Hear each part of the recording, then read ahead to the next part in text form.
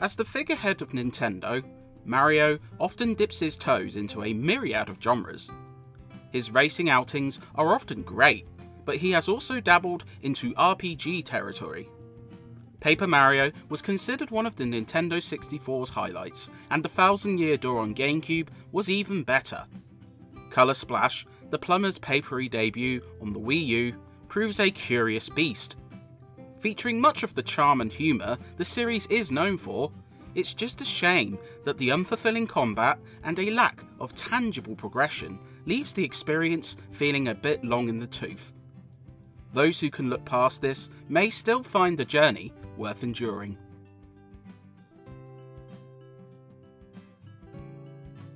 Prism Island has been robbed of its colours, leaving both its citizens and parts of the city a ghostly white. Mario and Peach head to the island in order to investigate, only to find it's a much further reaching problem.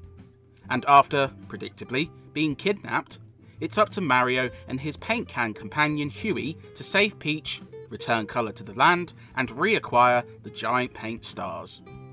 Thanks to snappy writing and humour which can easily induce a chuckle, this basic story does keep you cheery for the most part, and some of the meta humour and references to Nintendo's past are genuinely clever.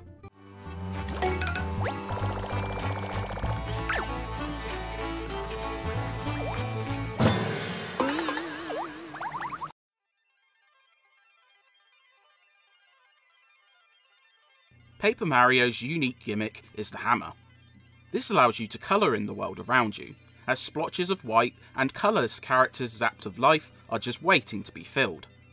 This aspect is cool, in that it's satisfying to see the world return to its normal state. NPCs left robbed of their colour often return with a witty line, while objects in the environment often utilise this mechanic. Outside of these, there is also a cutout feature, which allows you to slice parts of the world and either create a new path around blockades, or place a thing item to clear the path. It's a touch limited in its use, but it can still offer a nice break from general gameplay.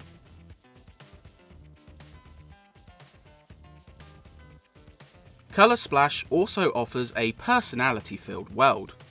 While the papercraft style isn't wholly new, lively animations mix with colourful environments to create an attractive set of vistas, which bear great variety. From a beach party to a haunted inn, everything is covered. The rich look, which melds real-world objects with Nintendo's charm, also proves a winning combination. The little touches, such as how corrugated card looks, and Mario's paper body beginning to flop as he takes damage, are cool. Perhaps the most eye-catching sight, and technically troublesome as they cause performance dips, is the thing cards being used in battle, which utilise objects like a plunger, barbecue and basin to destructive effect.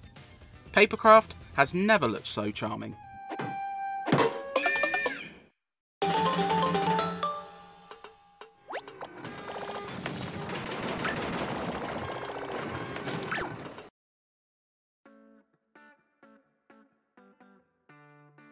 It's just a shame that one key element of this Paper Mario, the combat, feels very lukewarm in comparison.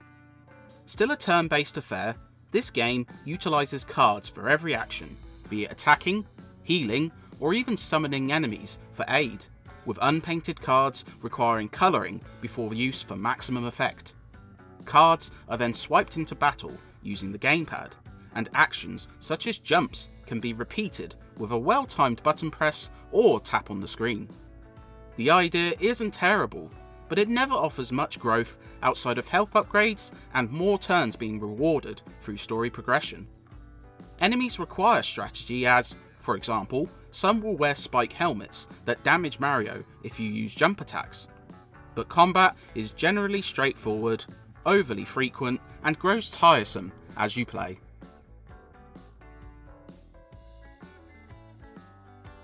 It's a lengthy game too, which proves somewhat detrimental to Color Splash.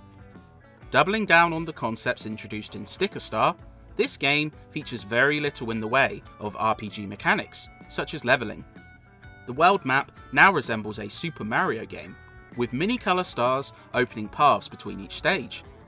the removal of growth systems and slowly stagnating combat ensure the 30-hour length feels a touch bloated towards the end. Each level features a number of spots to recolour, cards can be donated to a museum on Prism Island, Rochambeau temples test your rock paper scissors luck, and some hidden secrets like Luigi cutouts add more time. But some might even struggle to reach the end, let alone explore the ancillary activities.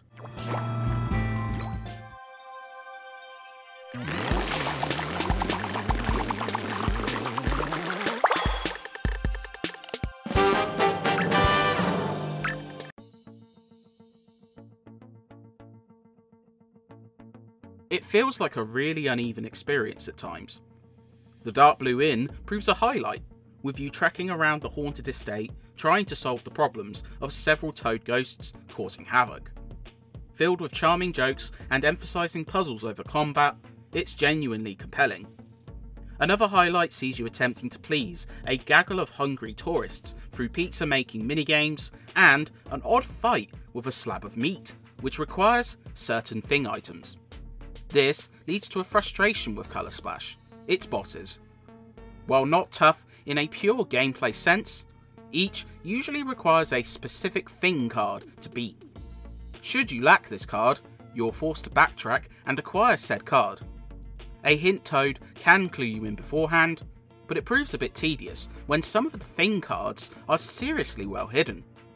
And while progression allows you to hammer certain enemies without needing combat, the early part of the game forces each fight onto you, and proves hard going after a few hours.